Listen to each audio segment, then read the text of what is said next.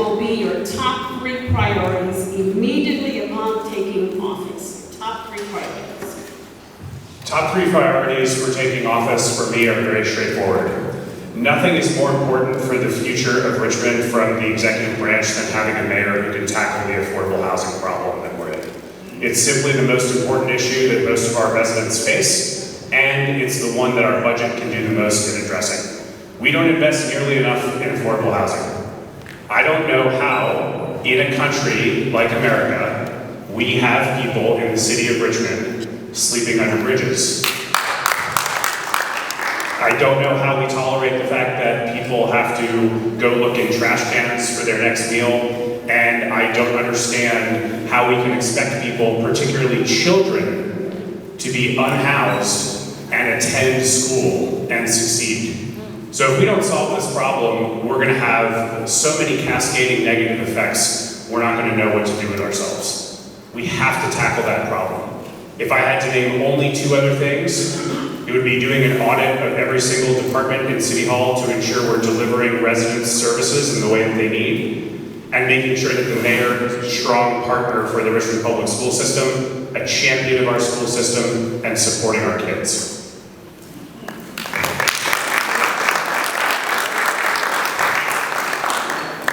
So there's going to be a lot of work ahead of us.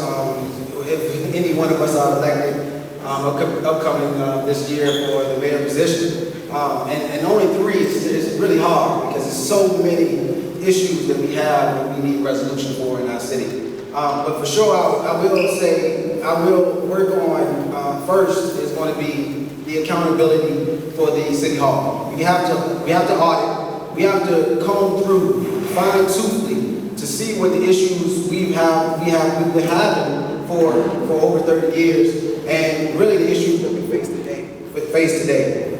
Ultimately, also, we need better opportunities for our schools, for our students, for our teachers, to ensure that we don't lose students when it comes to, when the parents have to make a decision where they want to have their children go to charter school or attend school in another county, where then we'll lose residents from the city of Richmond to other jurisdictions.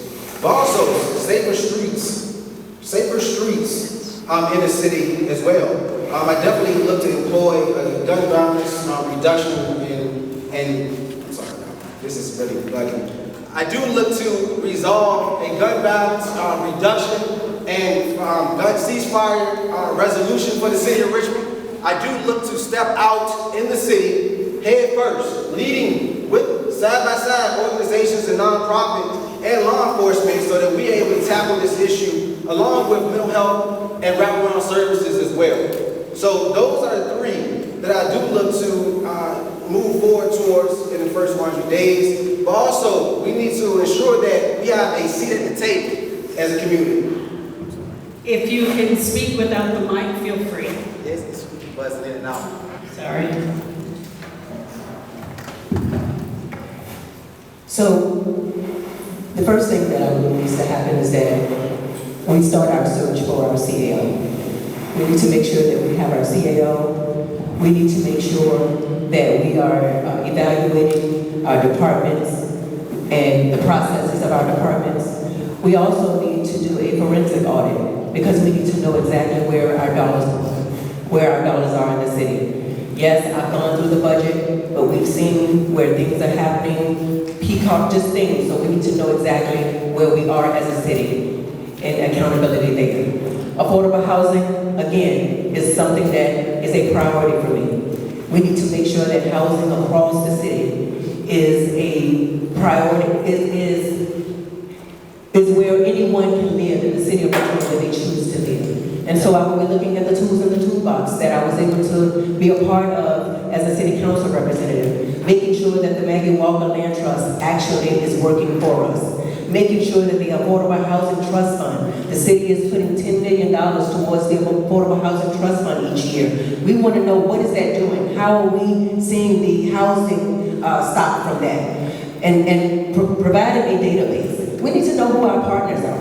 We need to know who our partners are so that we'll know when we've reached the amount of affordable housing that we say that we need. And then thirdly, making sure that we are really looking at our public safety. And looking at public safety is personal for me. I've lost family members due to gun violence. And so it's imperative that we bring organizations together. It's imperative that we do out of school time, and it's imperative that we work with our young people. Thank you so much.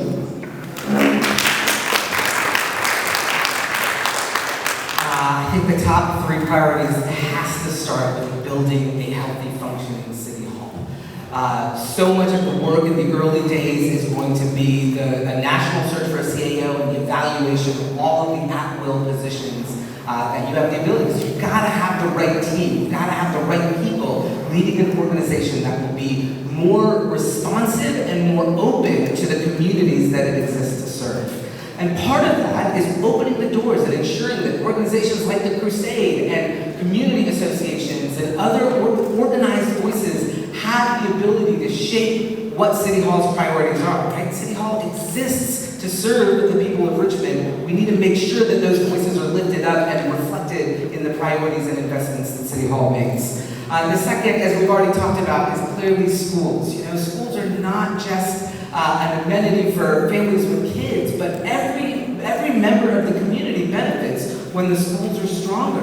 I think that and this is also a deep equity issue, right? Schools are something that families with money, families with privilege have the ability to choose around. They can either send their kids to private schools or they can move to the counties. But so many of our families don't have that option. And so there is a moral imperative to invest deeply in schools. And the third is affordable housing. I think my colleagues have done a really good job of covering some of the policy levers we need to pull. Additionally, capping property taxes for long-term residents. And then using levers like figuring out how to work with nonprofit and private developers to appropriately incentivize the building of more 80 to 120% AMI housing, workforce housing, and housing for our 60% and below.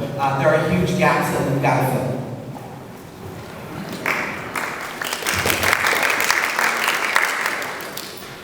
Day one, I'm going to act on the Southside Economic Development Plan that I outlined for City Council back in 2022. We're going to focus on high-frequency transit routes down all 3 main corridors, Hull Street, Midlothian Turnpike, and Richmond Highway. We're going to do what we call transit-oriented development. We're going to focus on creating vibrant, thriving neighborhoods because I've been told by too many people in Southside, why do I have to drive to all the places others get to walk to? And it's time we invest in their neighborhoods where they live so they can see that quality of life that they deserve. First of all, how do we get to a grocery store in Southside? More importantly, multiple grocery stores in Southside. It's going to be how we develop it. We plan as a city, and we grow as a city, and we create opportunities for investments, which is revenue, and jobs, and new housing. Number 2, housing. We're not just going to focus on affordability. We're going to focus on the affordability we're losing for our current residents. We're going to make sure we invest in maintaining the housing stock we already have that's already affordable. We're going to make sure we keep those residents in their homes and support their ability to maintain a high-quality standard of living as well as energy efficiency improvements. Now you might ask how we're going to do all that, and that's my third point, which is workforce. We're going to invest in our children. We're going to create pipelines of career pipelines for our children. We're going to see after-school programs and opportunities from middle school to high school to support their opportunity to invest in their future. They're going to see themselves in the future of the city we build because we need more plumbers, we need more construction workers, we need more people that can do the things that we're going to be building. Electrical work, we're not slowing down. The future of our city is going to be built. It's going to be built by Richmond residents and Richmond-owned businesses, and we're going to make sure every time a crane's in the air, our families are benefiting.